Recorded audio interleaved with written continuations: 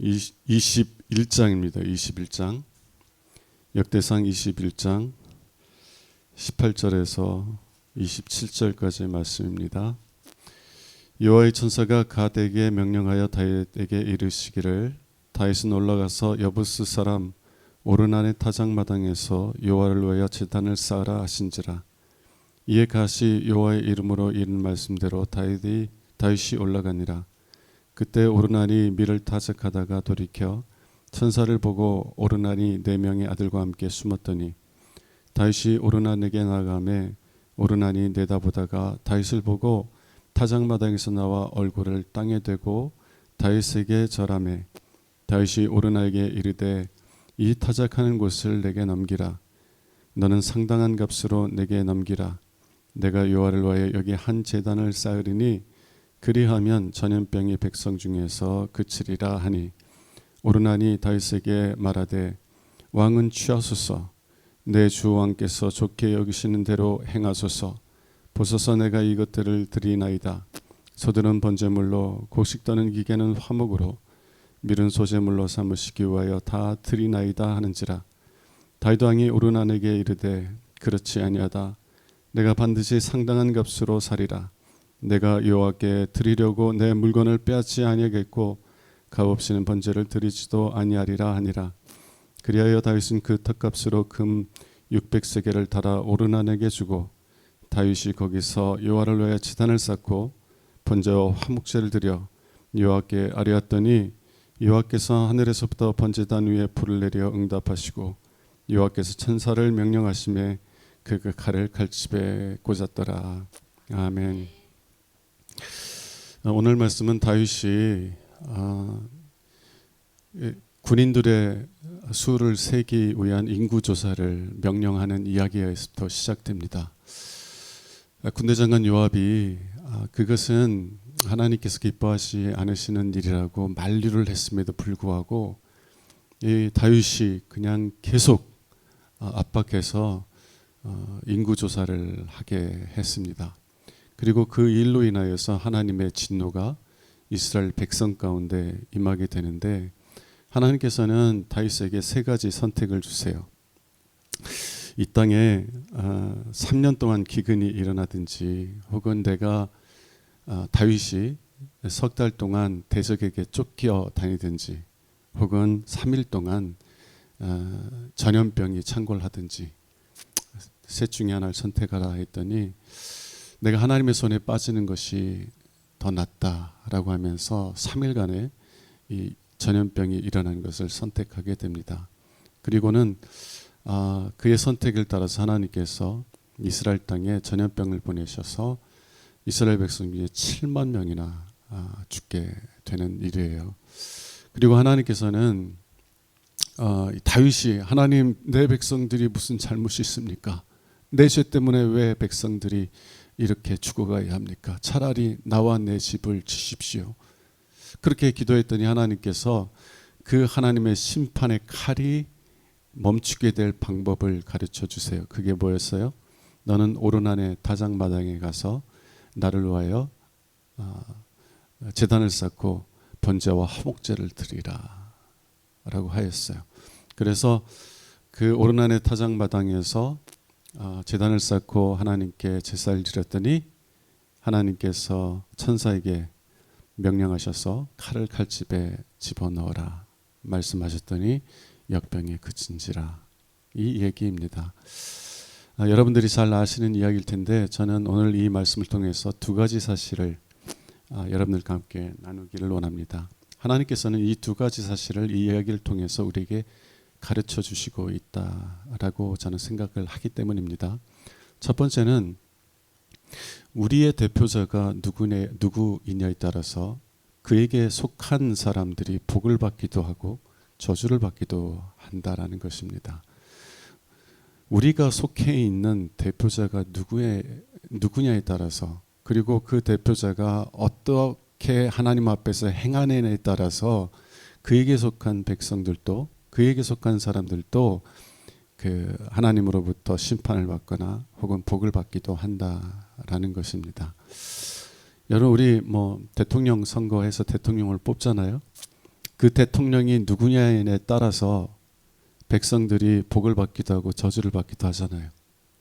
또 우리 가정에도 대표자들이 있어요. 부모가 어떤 사람이냐에 따라서 자녀들이 복을 받기도 하고 그렇지 않기도 한 것입니다.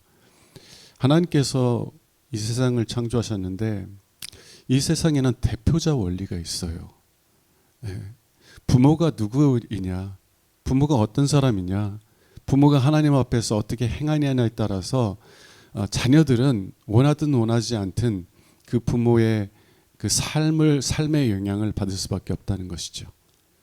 국회의원이든지 대통령도 마찬가지예요. 우리를 대표하고 있는 사람이 누구냐에 따라서 그들의 삶의 영향을 우리가 고스란히 받게 된다는 것입니다. 하나님께서는 이 대표자의 원리를 가르쳐 주시기 위해서 제사장들과 왕을 세우셨어요. 여러분, 제사장들은 어떤 사람입니까? 백성들을 대표해서 하나님 앞에 서는 사람이에요. 그래서 그 제사장들이 하나님 말씀대로 하나님의 규례를 따라서 하나님께 제사를 올바르게 드리면 하나님께서 그 제사장을 받아주세요. 그러면 그 제사장에 속한 백성들도 함께 받아들여지게 되는 거예요. 왕도 마찬가지입니다. 하나님께서 왕을 세우셨는데 이 왕이 하나님 앞에 올바르게 행하면 하나님께서 그 왕을 받아주시고 그 왕에게 속한 백성들도 받아주세요, 안 받아주세요? 받아주시는 거예요. 여러분, 이스라엘 역사상 다윗 같은 왕이 있었어요? 다윗처럼 하나님을 경외한 사람이 있었어요? 하나님께서는 다윗이 하나님을 경외하니까 그와 함께 하셔서 그가 가는 모든 길에 승리를 주셨고 그리고 그의 삶에 평화를 주신 줄로 믿습니다. 그의 대적들을 다 물리쳐 주셔서 이 다윗에게 그리고 다윗의 나라에 평화를 주셨다는 거예요. 자, 그러면 그에게 속한 백성들도 다윗과 함께 평화를 누려요, 안 누려요? 네. 이게 대표자의 원리예요. 그런데 이 다윗조차도 이스라엘 백성들을 대표하는 온전하고 완전한 대표자가 되지는 못했다는 것입니다. 다윗이 하나님 앞에서 경건하게 살고 하나님을 경외하는 삶을 살았기 때문에 하나님께서는 그를 받아주시고 그에게 복을 주셨고 그리고 그 복이 다윗에게 속했던 백성들에게 미치게 되었지만 그가 범죄했을 때 어떻게 되었어요?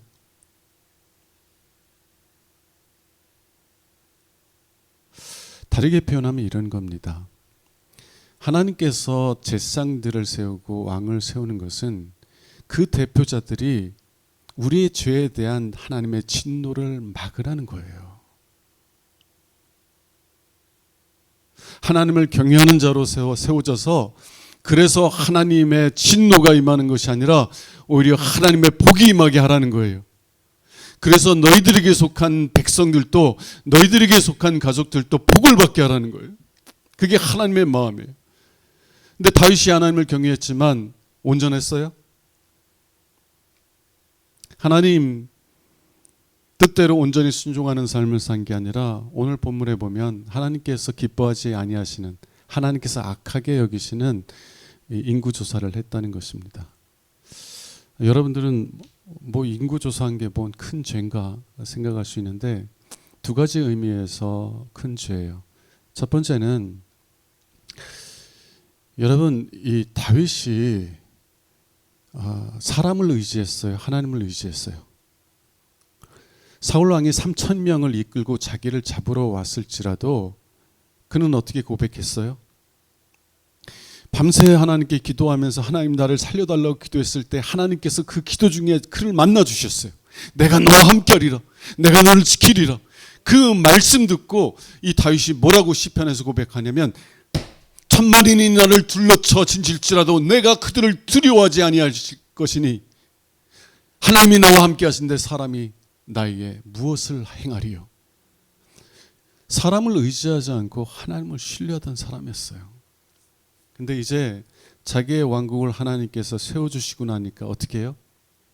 이제 하나님을 의지하는 것이 아니라 자기의 군대를 의지하기 시작하는 거예요.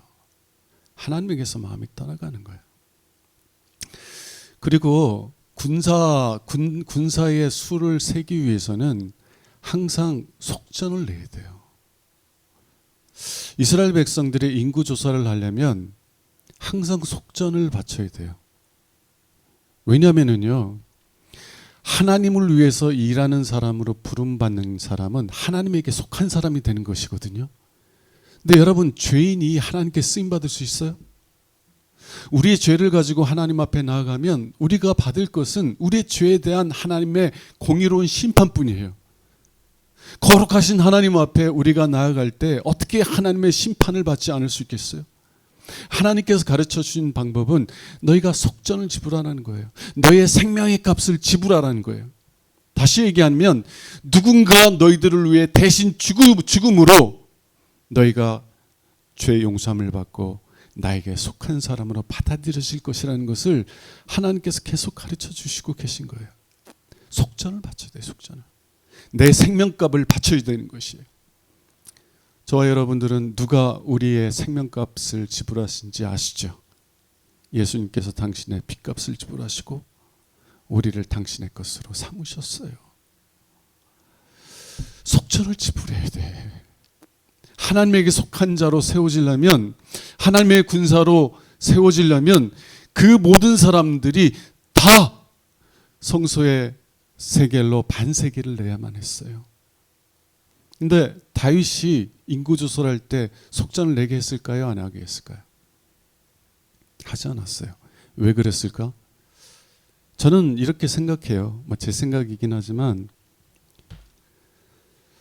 마땅히 인구조사를 할 때 이 사람은 하나님께 속한 사람이라고, 하나님께서 누군가의 죽음을 통해서 사신 하나님의 것이라는 고백 속에서 속전을 거두지 않은 이유는 그 군사들이 누구 거야? 하나님의 거야? 내 거야? 내 군대야? 하나님의 군대야? 다윗이요, 이스라엘 백성들 군사를 계수하면서 그 군사들이 하나님께 속한 군대가 아니라 내 군대로 생각하기 시작하는 거예요. 제가 왜 이렇게 생각하냐면요, 제게 있는 가장 큰 두려움 중에 하나는 뭐냐면 여러분들을 내 교인으로 생각할까 봐. 여러분들은요, 예수님께서 당신의 핏값을 지불하고 사신 주님의 소유인 줄로 믿습니다. 여러분 주에게 속한 사람이고 주님의 사랑받는 자이고 주님의 거룩한 신부들이에요. 여러분은 나에게 속한 내 교인이 아니라 예수님의 거라고, 예수님 거. 근데 마치 내 마음대로 해도 되는 나에게 속한 소유물인 것처럼, 내가 목사니까 목사한테 순종해야지. 만일 그렇게 말하면 제가 여러분들을 누구라고 여기는 거예요? 나에게 속한 사람, 내 뜻대로 따라야 되는 사람. 그리고 그렇게 순종하지 않으면 목사에게 순종하지 않는다고 막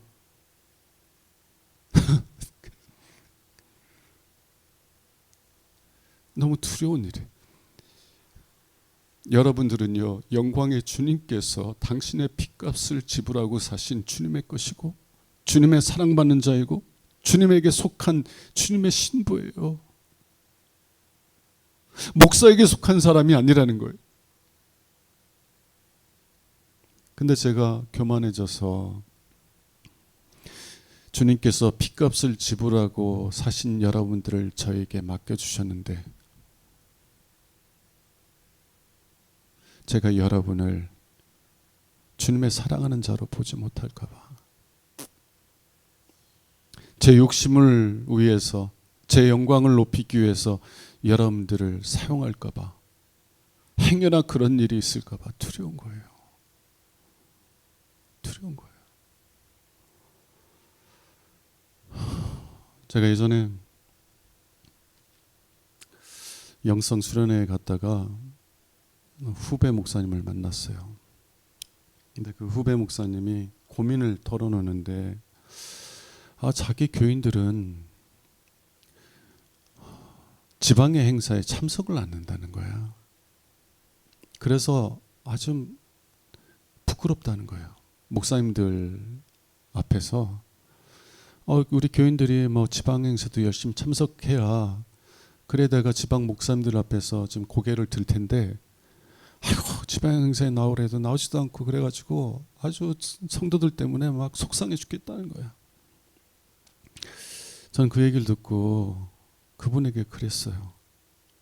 목사라면 성도들을 위해서 부끄러움 당하는 것 기뻐해야 되지 않아요? 내 얼굴을 들려고 성도들 동원하는 게 아니라 성도들이 평안을 누리게 하기 위하여서 내가 부끄러움을 당하는 것을 기뻐해야 되지 않냐고.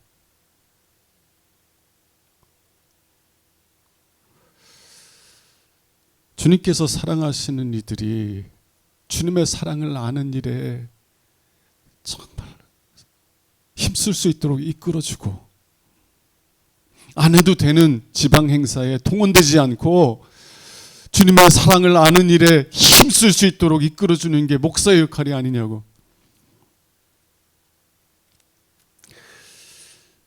근데 저도 두려워요. 제가 그렇게 될까 봐. 여러분, 저는 다윗의 죄가 뭐냐? 하나님께서 당신의 양들을 목자였던 다윗에게 맡겨주셨어요. 너 젊은 날에 내가 맡겨준 동물들, 양들을 잘 섬겼지? 자, 이제 내 백성, 내 양들을 너에게 맡겨줄 테니까 내 양들을 잘 섬겨. 그랬더니 다윗이 어떻게 하고 있어요? 이 양들 내 양이야. 하나님의 양이라면 어떻게 하겠어요? 하나님을 경외하는 마음속에 있는 사람들은 그 양들이 정말 행복할 수 있도록 이끌어갈 거 아니에요? 하나님을 경외하는 사람으로 이끌어갈 것 아니에요? 근데 내 양이라고 생각하는 순간 목사를 위한 양으로 만드는 거예요. 저는 이게 큰 죄라고 생각해요. 큰 죄라고 생각해요. 그랬을 때 이 다윗은 하나님의 진노를 막고 그를 통해서 하나님의 백성에게 복이 흘러 들어가는 역할을 상실하게 되었다고 생각합니다.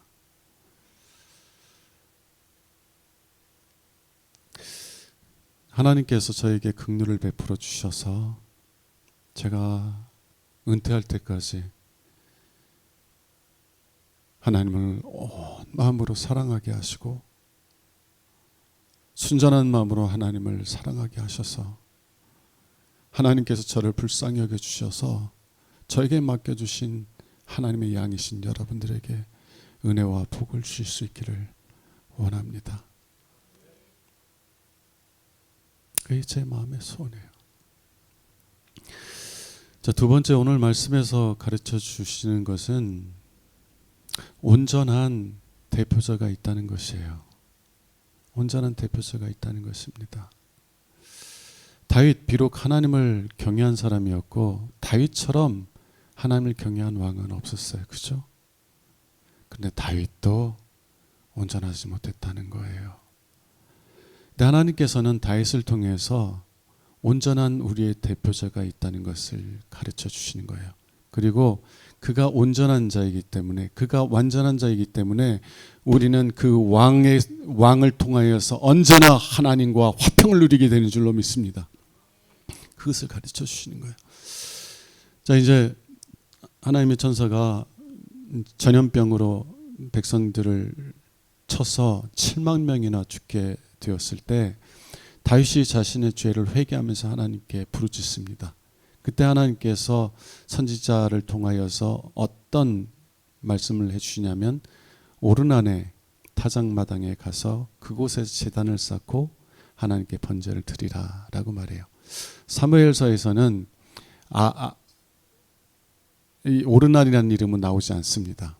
근데 이제 그 두 이름이 뭐 이렇게 이제 가나안 이름, 하나는 가나안 이름이고 하나는 이스라엘식 이름이라고 이제 학자들은 이야기를 하는데, 하여튼 같은 사람이에요. 오르날의 타작마당에 올라가서 거기에서 제단을 쌓고 하나님께 제사를 드리라라고 말합니다. 자, 왜 오르날의 타작마당일까? 왜냐하면 그곳이 하나님께서 정하신 성전터이기 때문에 그래요.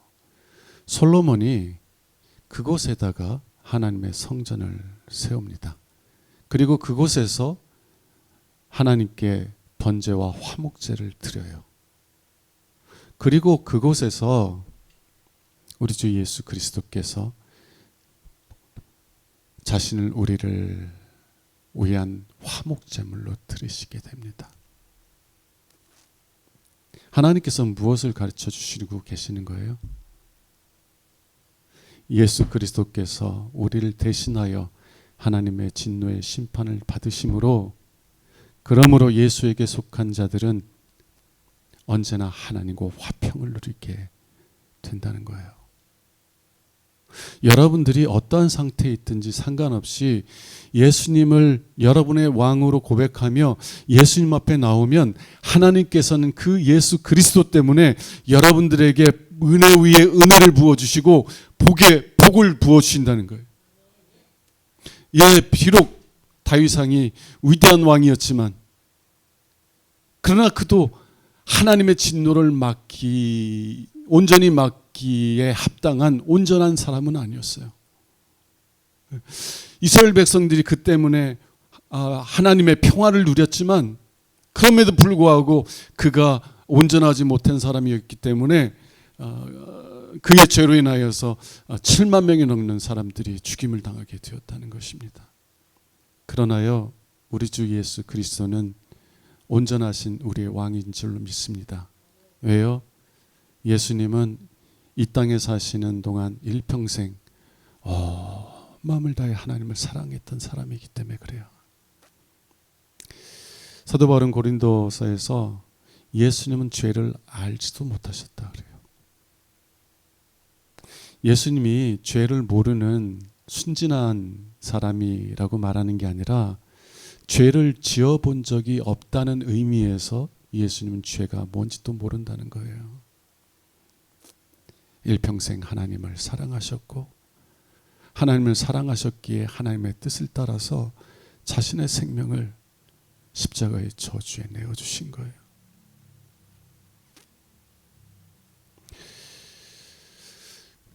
하나님 아버지께서는요, 우리의 대표자이신 예수 그리스도를 통해서 하나님께 나아가면 언제나 우리를 기쁘게 받아주세요.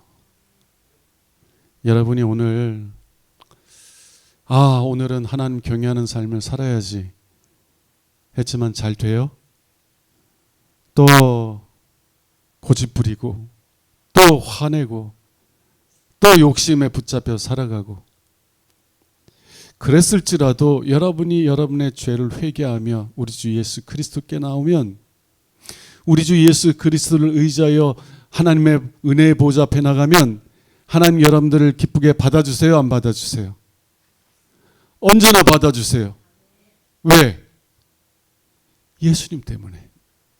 여러분의 대표자이신 예수님 때문에 하나님께서는 여러분을 언제나 기쁘게 받아주신다는 것입니다. 그래서 예수님께서 이렇게 말씀하실 수 있는 거예요. 누구든지 목마른 자는 내게로 와서 마시라. 누구든지 오라는 거예요. 경건한 삶을 사는 사람만이 아니라 경건하지 못한 삶을 살고 있는 죄인일지라도 나에게 오라는 거예요. 왜? 내가 너를 위하여 속죄의 제사를 드렸기 때문이다. 내가 너를 대신하여 저주를 받았기 때문이다. 네가 나에게 속해 있으면 너는 나로 말미암아 하나님의 저주를 받는 것이 아니라 하나님의 은혜를 누리고 하나님과의 화평을 누리게 되는 것이다 라고 말씀하시는 거예요. 여러분, 우리에게는 온전하신 왕이 계신 줄로 믿습니다. 여러분은 예수님께서 여러분의 왕이심을 고백하세요? 여러분의 대표자이심을 고백해요? 여러분이 행한 삶을 의지해서 하나님께 나가는 게 아니라 예수님께서 나를 위하여 십자가에 죽으신 그 은혜를 의지하여서 은혜의 보좌 앞에 나갑니까? 그러면은요, 하나님은요 결코 여러분들을 저버리지 않으십니다. 언제나 여러분을 기쁘게 받으세요.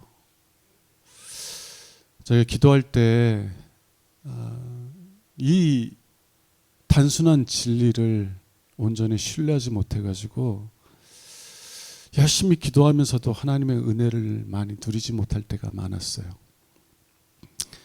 하나님께 기도하러 이렇게 갈 때 내가 오늘 하루 좀 잘 살았다 생각하면 기도할 때 좀 기도가 잘 돼요, 안 돼요?